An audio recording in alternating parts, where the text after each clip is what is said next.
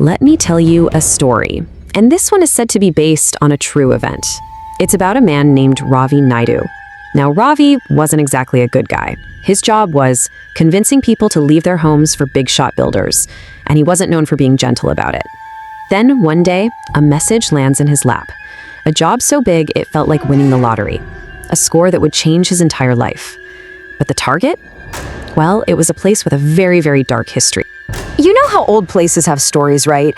Well, the locals whispered about the Raja Mahal, the old king's palace. They said the king who built it was brutally murdered right inside its walls, and his spirit, trapped by a rage that never cooled, still walks those halls. It's a place that's been abandoned for years, but maybe, just maybe, it was never truly empty. Now, Ravi Naidu was a professional in his own way. He wasn't in some big gang. His life was pretty simple, really. Wake up, kickstart his old motorcycle, and chase down the next name in his diary. But this message, this was different. It came from a massive construction company, and the target was the biggest palace in the whole region. The job was simple: get the place cleared out. And the pay? They told him to name his price. For Ravi, this was it. The last job, the one that would let him hang it all up for good. But there was a catch. Of course there was a catch. The stories about the Raja Mahal were intense. Everybody knew about the king's ghost. People had tried to take the palace before, you see, but not a single soul had ever made it through a full night inside. But Ravi, he just scoffed at it. Ghosts? Vengeful spirits? To him, it was all just talk. Spooky stories made up to keep people away.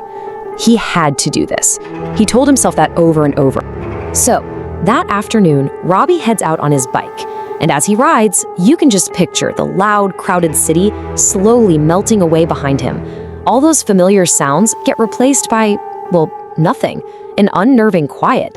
The road takes him deeper and deeper into the wilderness until the trees start to feel like they're closing in on him. Dusk starts to set in, painting the sky these incredible shades of orange and purple. But the air, Ravi noticed the air felt wrong.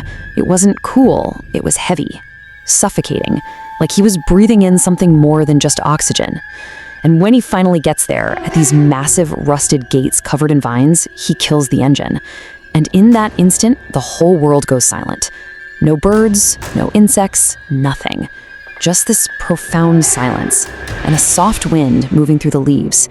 But it didn't feel like a breeze. It felt like a whisper, a warning. Ravi shoves the gates open and steps inside. And if he thought it was creepy from the outside, inside was a whole other level. The ceilings were impossibly high, corridors just stretched out into pure darkness. And the walls, they were lined with these old, rotting paintings. But here's the really unsettling part. In so many of the portraits, the eyes had been deliberately scratched out, just black voids where a person's gaze should have been. Standing there in the gloom, a chill runs down his spine. It's that classic hair on the back of your neck feeling, the distinct sensation that you are being watched. He calls out, trying to sound tough, trying to fill the silence, but his voice can't quite hide the tremor of fear. And an echo comes back, but it's wrong. It's slower than it should be, heavier, deeper. It sounded like his own voice had traveled down that dark hall and passed through someone else's throat before it came back to him. The voice that returned was not his own.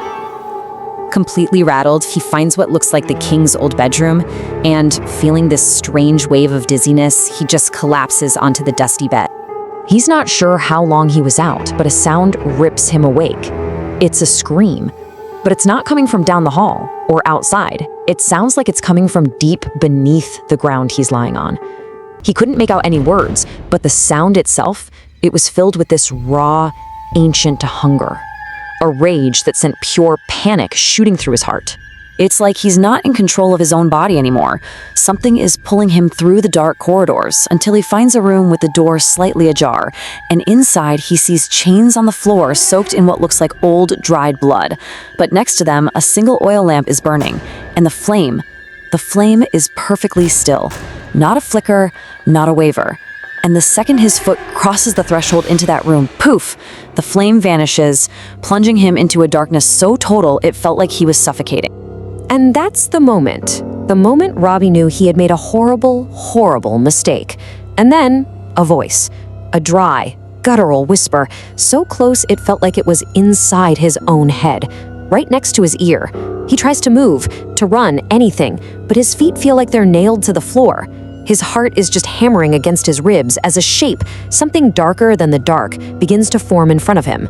Okay, so what Ravi sees next isn't just some ghost floating around. No, this is something else entirely.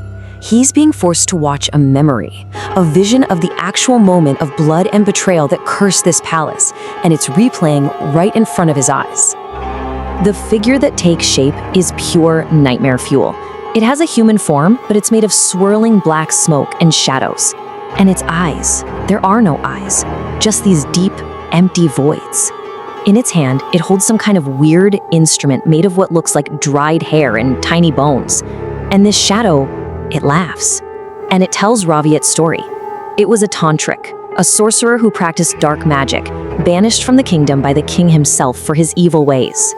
And just like that, the ruined room is gone. Ravi is standing in the palace as it once was, in all its glory. He sees the king, chained but standing tall, defiant. And facing him is the Tantrik, his face just a mask of pure hatred. The sorcerer begins to chant, and the very air starts to crackle with dark energy. Vipers made of pure black smoke erupt from the floor, swarming the king. They strike him, and as the king's blood hits the stones, the ritual is complete. The vision snaps away. He's back in the dark, cold room, and the Tantrik's voice echoes, "Now it is your turn." Ravi feels this crushing weight on his chest as he's lifted off the floor. His eyes roll into the back of his head as he feels his very soul being torn out of his body. He's become the rope in this eternal tug-of-war, trapped between a sorcerer's hate and a king's duty to protect his home. Ravi is fading. It's almost over. The Tantrik's dark magic is about to swallow him whole. But then, just as he's about to slip away, another voice cuts through the darkness. A voice that isn't full of hate. It's heavy, calm, and filled with an ancient power. It was the king. The Raja's spirit appears, but he doesn't look like a monster. He looks regal, but full of sorrow, like a guardian. He wasn't there for revenge. He was there to protect his home. The Tantrik shrieks that Ravi is his prize now, but you can see the king's presence alone is starting to weaken the dark magic. But then, the king's form begins to change. The sorrowful figure starts to grow, to warp into something truly terrifying. The walls of the palace begin to shake and groan. The spirit's flesh seems to melt away from its face, revealing the skull beneath. Its eyes become pits, blacker and deeper than any abyss. The Tantrik's smoky form starts to shred, pulled apart by a power so much greater than his own dark magic. Ravi hits the floor, and all he can do is stare up at this horrifying vision of the king.